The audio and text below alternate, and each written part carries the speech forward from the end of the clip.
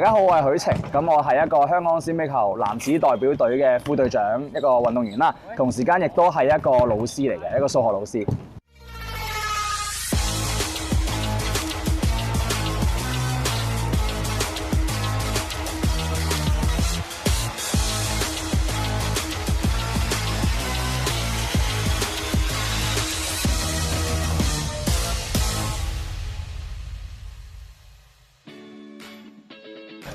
開始呢個閃尾球其實喺中學嘅時間嗰陣時，學校嘅體育老師咧就帶我哋去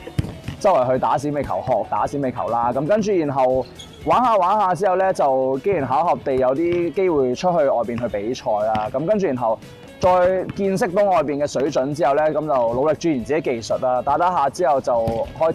去選呢個港隊啊，代表港隊出賽。咁因為都算係年青一輩嘅比較早開始去打呢一個閃尾球，咁所以後尾咧喺港隊嘅時間咧都比較耐啦，咁跟住就做咗副隊長，咁然後就幫忙安排隊伍入邊嘅訓練啊，又或者係一個嗰啲嘅 sponsorship 啊，或者係隊內邊嘅安排都會多啲去幫忙嘅。21歲左右就第一次代表香港去啦，咁嗰陣時其實幾搞笑嘅，嗰陣時係我係隊伍入邊比較年輕嗰一輩，即係差唔多最年輕嗰啲嚟啊！咁嗰陣時就係一班大哥哥帶住我去，咁佢哋嗰班可能大概30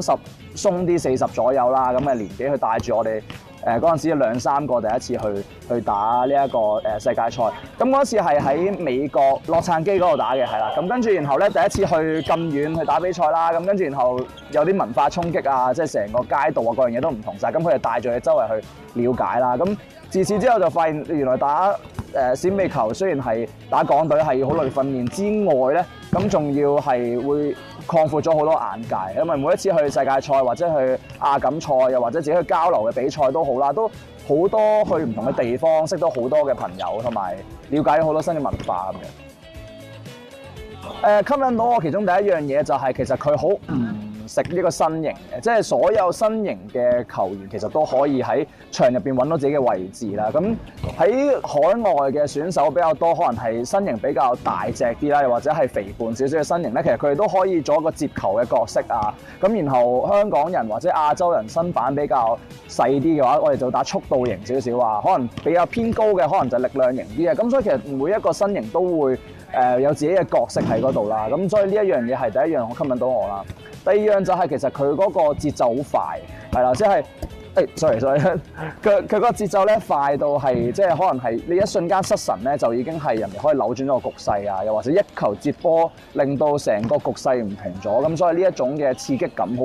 戲劇性嘅呢一件事就好吸引我。玩法嚟講咧，其實就係6個波嘅，場入邊有6個波啦，咁有6對6嘅，6個人打6個人。咁場外會配置就係3個嘅執波員啊。咁因為我哋成日向前打嘅啫，咁波咧點樣可以補充到就靠執波員喺後邊補充俾我咁樣啦。咁個目標咧就係將對手6個都清除去場外邊。咁有幾種可能性嘅。第一種就係我直接打中佢啦，咁個球直接擊中佢嘅話咧，咁佢就出局啦。落咗地之後就出局啦。咁啊，如果我連續打一個波中咗你，再中咗佢之後落地咧，就2個一齊出局嘅。咁啊 double kill 咁樣。咁至於第二種方法咧，就係接佢嘅波。咁如果你係我對手 ，for example， 咁你掉我啦，咁我接實咗你個波咧，咁你就要出局㗎啦，因為你俾我接住咗。咁再加我有一個隊友可以復活翻入嚟繼續打。咁個目標就係喺呢20分鐘嘅半場，咁啊總共40分鐘啦。呢段時間內睇下邊個可以將對方清得越多就越好，清晒就有1分，咁啊以局數計分咁樣。其實咧，如果作為一個觀眾，其實我都覺得一開頭咧要了解一種運動嘅時候咧，你會覺得有少少去難去睇嘅，因為個波場上面有6個波，咁啊飛嚟飛去咁樣，你可能覺得有啲難睇。但係其實咧仔細去睇咧，你會發現有一方係會行前去進攻，然後裁判會指住嗰一邊。咁因為咧每一邊多波嗰邊要做進攻方啦，咁其實佢哋要上前去做進攻。當然啦，防守方其實隨時都可以進攻，但係佢哋會向前去推進嘅。咁而推進嗰邊咧比較多就會有啲 action 去進攻防守方嗰邊。咁如果咁樣睇咧，就會容易啲理解到嗰種運動。其實成個閃尾球嘅運動咧，有少少似打仗，我哋成日形容為咁啊，執球嘅人員就好似一個補給補子彈啦，攞住呢啲波咧就係一啲子彈可以進攻。咁當然啦，佢有時候都可以作為一個盾牌去防守啦。咁而我哋嘅目標就係將前邊嘅對手要打晒佢咁樣。有時候犧牲自己，但係隊友可以殺到2個、3個咁樣，其實都係一件好事嚟嘅。咁所以就係要好似打仗咁樣，要將對手全部清除咗咁樣。咁呢個大概個概念係咁樣咯。其實香港咧喺閃避球界咧，咁啊國際嘅閃避球界其實嚟講咧都好厲害嘅。咁因為先講個波啦，個波其實咧就係由我哋香港會長阿 Brian 設計嘅。咁而佢去推行到世界各地都係用呢一個波去做呢一個閃避球嘅國際嘅比賽啦。咁所以非常之犀利啦。咁而其實喺嗰個水準上邊咧，咁我哋喺上年咧呢一個嘅世青賽，咁啊香港隊咧就出咗一隊3隊波啦。咁唔同嘅組別，咁就去加拿大嗰度比賽啦，都贏咗3個金牌。咁所以喺青少年嘅發展上面，香港係遙遙領先全世界。其實女仔不嬲喺世界嘅水準都好厲害嘅，多數都係攞到世界第2、第3嗰啲位置啦。咁長期都有一個好好嘅成績。咁而男仔啱啱喺上個月11月嗰陣時咧，就去完馬來西亞打呢一個亞錦賽啦。咁啊贏咗東道主馬來西亞啦。咁佢哋長年都係世界嘅第1、第2名嘅。咁今次都係事隔可能10年、20年，男子嘅港隊終於可以再喺呢一個閃避球嘅比賽入邊可以攞到一個咁好嘅成績，都非常之難得，都係一個歷史性嘅時刻嚟。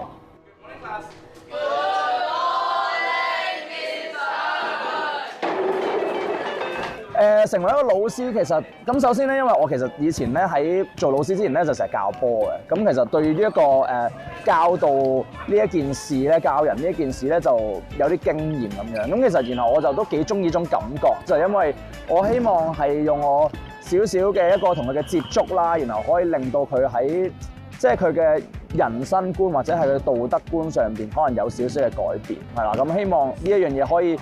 令到佢變好啦，令到佢做嘢全力以赴啦，呢一個係我本來嘅諗法。第二樣嘢亦都係因為我喺學校入邊非常之支持我去打呢個閃避球啦。咁可能喺有時候一啲假期啊，即係可能請假嘅情況啊、代課嘅情況底下，佢哋都會體諒我啦咁樣。同埋因為老師個工作上面咧，其實可以比較早去收到工嘅，係啦，即係我平時可能。即係當然啦，要取捨啦。今日早收啊，第2日一定係遲收啊咁樣。但係即係改翻啲補咁樣。但係如果我想嘅話，其實我可以4點鐘嘅時候收到工。咁我亦都可以夾到我可能係自己訓練嘅時間啦，又或者係隊伍訓練嘅時間都可以就得到。咁我相信呢一個係暫時嚟講係都比較適合我呢一個身份嘅工作咁樣。幫助上面，我覺得真係有嘅，因為其實我自己個感覺，我覺得學生會好好奇我呢個身份，即係佢會覺得喂你係一個老師嚟喎，即係咁。但係同時間你亦有時就會見到你突然間走咗去外邊去打比賽咁樣，亦都知道平時你訓練得好扯啊、好金啊咁樣。咁對於佢嚟講，我覺得會有一個即係俾到一個態度去話阿許 Sir 咁辛苦返工咁樣，咁但係佢第2日都會好精神咁同我哋有接觸，咁所以我自己覺得係都會有少少幫助嘅，亦都係希望呢一樣嘢俾到個正面嘅影響俾佢哋。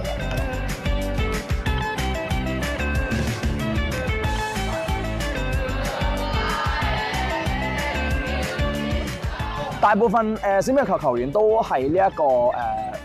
半職啦，即係全職工作緊，跟住半職打緊閃避球啦。除非係一啲可能讀緊大學嘅同學仔，或者一啲中學嘅同學仔啦咁樣。咁其實佢哋即係仲辛苦，因為有時候你都知 office 工作可能6點收工都叫好好啦。咁有時甚至乎係8、9點收工，跟住先去練波就練9點咁樣，即係搭的士過去練完練到11點。跟住然後 debriefing 去到12點，咁跟住然後就散水咁樣，咁翻到去又瞓覺，第2日再嚟過。今日因為今日大概放學時間係3點9、4點左右啦，咁多數放學會改下補先嘅，咁希望順利嘅話，大概5點鬆啲可以走啦，咁啊走之後就去食個飯咁樣，咁然後就換衫，夜晚8點鐘比賽。咁因為其實我係呢間學校嘅舊生嚟嘅，咁跟住當我喺讀書嗰陣時咧，咁就體育老師就帶咗我哋成班去學打閃避球啦，咁然後就入咗去開始打閃避球之後咧，咁又打咗好耐，打到而家啦咁樣。咁然後就機緣巧合地翻嚟教書啦，咁跟住所以就亦都係學校閃避球隊嘅負責老師咁樣。咁偶爾都會帶隊去本地嘅比賽啊，甚至乎一啲交流嘅活動啊，去馬來西亞比賽都會有。而且都好 support 嘅，咁因為有時候要去比賽嘅時候有啲調堂啊，又或者係一啲需要代課嘅情況，咁同時都會有幫忙咁樣，咁好多謝佢哋。追求緊其實係一定係熱愛啦，係啦，即係好中意去打，好享受呢一樣嘢啦。同時間亦都係感覺係一個傳承，即係除咗喺學校入邊想將呢個精神，將我嘅知識或者係我嘅經驗傳承俾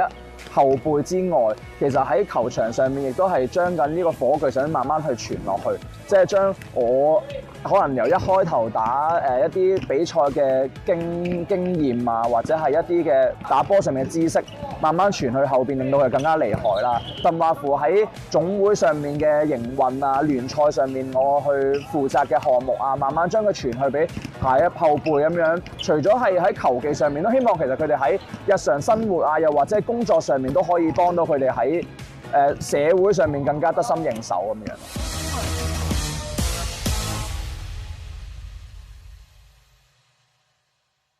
咁如果我講當港隊訓練緊嗰段時間啦，因為啱啱完咗個比賽，而家係即係當少少休季，我都自己調整緊個身體啦。咁基本上嗰個 schedule 大概就港隊會練2課左右啦，係你一個禮拜多數都係可能8至11嗰啲時間練2課啦，平日。咁跟住然後我自己球會又會練1課至2課啦，咁樣。咁然後做 gym 又1至2課。咁亦都再有1課係自己調理身體，可能係睇啲 physio 啊嗰啲嘢 ，make sure 自己身體 OK 咁樣。咁其實成個禮拜多數有可能可以唞到個禮拜日。有時練少咗波就會變咗係打聯賽咁樣。咁其實基本上日日都係打緊閃避球，係啦。翻緊 full time 一定有所影響嘅，因為即係始終休息上面一定少咗好多，即係個 recovery 係慢咗嘅，即係自己感覺，因為瞓得唔夠啦。咁然後再加上其實冇咁全心全意嘅，即係對比我之前可能喺大學時段嗰陣時嘅訓練，其實冇咁純粹，冇咁全心全意。即係以前係真係話一起身可能會上幾堂，咁喺空堂嗰陣時可以去做下 gym， 跟住然後再放學就去自己去練波，跟住夜晚就打聯賽，即係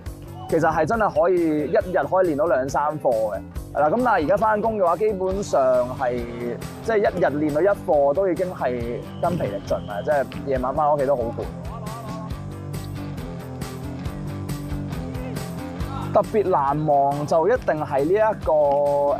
有一次世錦賽係應該係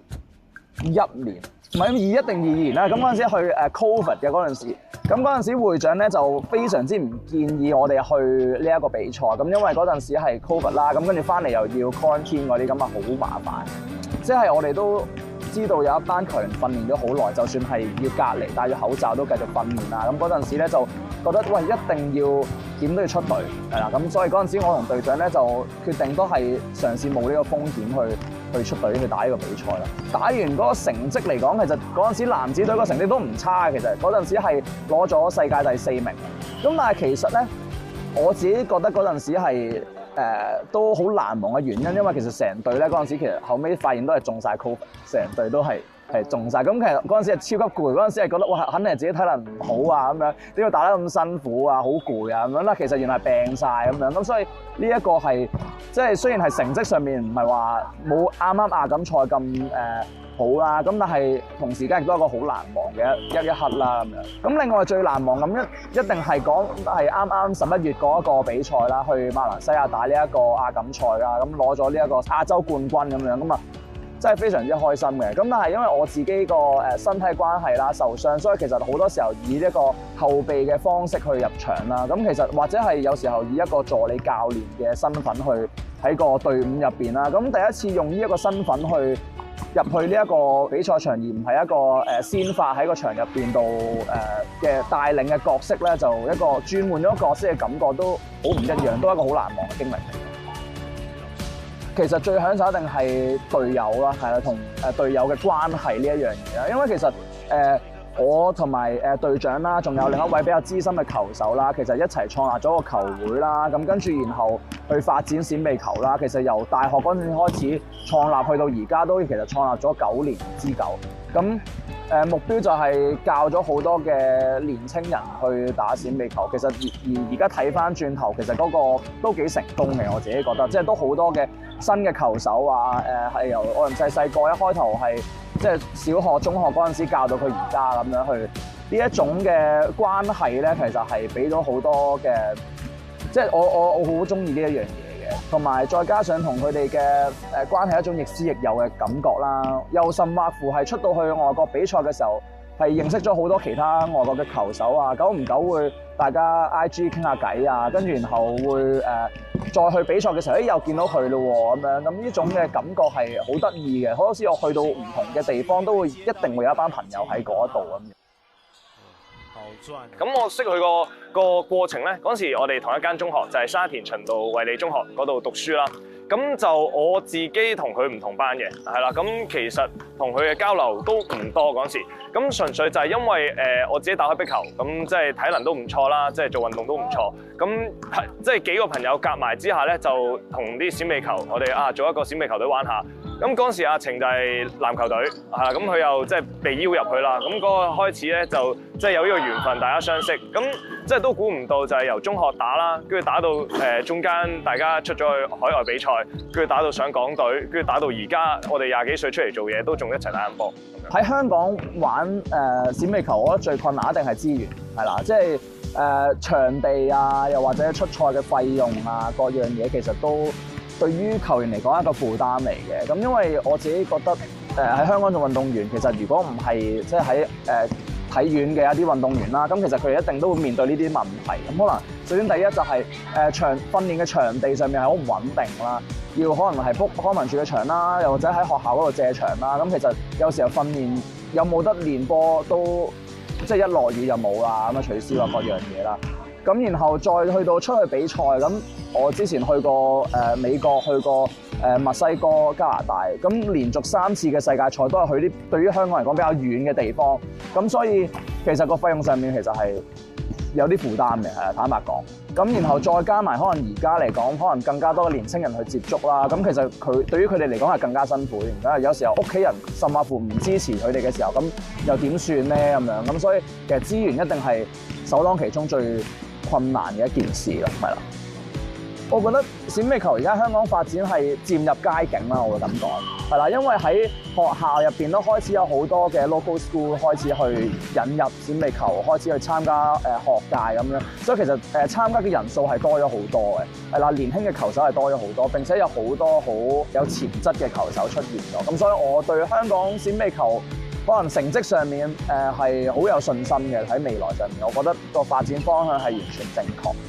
即係作為一個搞手嘅時候，可唔可以令到個比賽城市化啦？咁有冇多啲嘅贊助啊？又或者係可唔可以令到可能有啲全職嘅教練喺未來都真係可以 keep 住喺呢一份工作，然後一度去教波，並且可以去比賽咁樣。即係由細睇到大啦，即係大家由中學去認識。咁不嬲都係一個醒目仔先。係啦，個人又風趣又幽默，係啦，即係搞到我都好羨慕佢，係啦。咁而家啦，亦都係一位老師啦，即係為人師表啦咁樣。咁我相信亦都係一個非常之好老師，因為其實佢個人都非常之正面啦，跟住又有才華喎，係咪先？咁所以同埋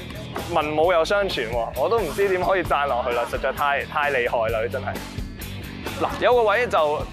少少叫做我都戥佢可惜，點解咧？因為其實我知道佢近排有啲傷患在身，即係手臂手嘅情況啦，係啦，即係變咗佢好難去盡興去完全發揮到佢自己。其實佢不嬲都係我哋港隊嘅主力嚟嘅。咁嗱喺今次嘅比賽嚟講咧，其實佢都仍然係做一個好大嘅 support。雖然佢傷患在身啦，但係佢都用佢嘅經驗啦，去其實喺場外去即係指導去帶住我哋。即係我覺得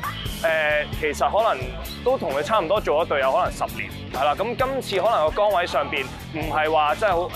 叫做戰場兄弟一齊上，而係可能我同幾個前輩啦，再加啲新仔，我哋有啲新血喺場上面打，然後佢喺外邊去俾一啲提示，去俾一啲指示，咁變咗就係都即係我慶幸就係佢仍然喺度去 support 緊我哋，亦都期望就係將來佢可以即係養翻好傷，我哋再一齊衝遠啲，可能甚至做世一呢個目標。短期目標其實我想養翻好自己個身體啦，其實我仲想繼續打落去嘅，咁希望工作上邊啊，又或者係即係自己身體上面仲負荷，即係頂得順呢一個負荷啦咁樣，即係呢一個係短期嘅目標啦。咁長期目標其實我係希望我所有教過啊、帶過嘅球員可以接棒，咁跟住可能喺我嘅球會上邊啊，甚至乎喺總會入邊啊，都係可以接我嘅棒，然後去繼續去營運呢一件事咯。咁我希望當我退居幕後嘅時候，都見到好多有心嘅人會幫手咁樣，咁我就好開心咁功成身退啦可以。閃避球對我嚟講係一種點講咧？佢係一種我嘅意志啊！即係因為我自己有時候係覺得喺生活上面遇到好多問題嘅，即係可能係工作上面有啲困難啊、好辛苦啊嗰啲各樣嘢，但係我就諗翻我訓練上面一啲本身睇落做唔到嘅一啲訓練都頂得順。又或者係捱咗咁多年，我冇可能呢一件事都做唔到。其實佢係俾咗一個精神嘅支柱俾我，即係我覺得我喺呢一個